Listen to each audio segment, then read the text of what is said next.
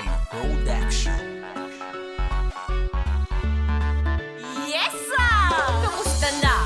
Isang salitang pambungad lamang habang ika'y unti-unti niyang dadramahan na kesyong may problemang pinagdaraanan. Tas meron ng kaakibat na Pwede bang umutang? utang na loob ako ay lubayan. Kaya kung minsan parang ayaw ko ng replyan. Pag di mo pinahiram, madamot ka pa, very sad. Samantalang utang niya noon, hindi pa niya bayad. Sipag mong mangutang, tamad ka magtrabaho. Listahan ng utang mo, singkapal na ng mukha mo. Pag umutang ay maamo, kala mo sobrang bait. Pag singilan na kasi mangot, tapos siya pa yung galit, nakakabwise. Minsan ang sarap magdamo, naka-online pero sa tawag di sumasagot. Pinautang ka ng maayos, ayaw mong bayaran. Ngayon ay certified ka ng cancer ng lipunan.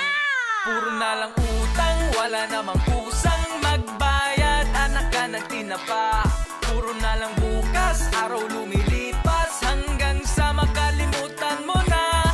Puro na lang utang, wala namang kusang magbayad. Anak ka nagtinapa. Puro na lang bukas, araw lumilipas hanggang sa makalimutan mo na. Kamusta besh? Sarap bang magpalawan? Nung nagkasalubong tayo parang wala lang. Puro dahilan at puro ka paikot. Bigla ka atang nagkasakit ng kalimot. Nung nangutang ka sa'kin, grabe ang bait. Nung singilan na, bigla ka nagkasakit.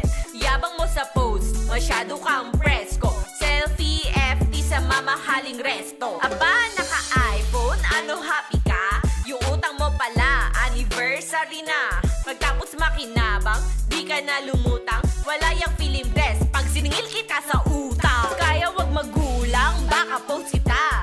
Tapos mananakot na magdedemanda ka.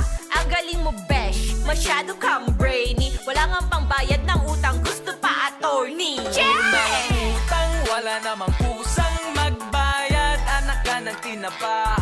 Puro na lang bukas, araw lumilipas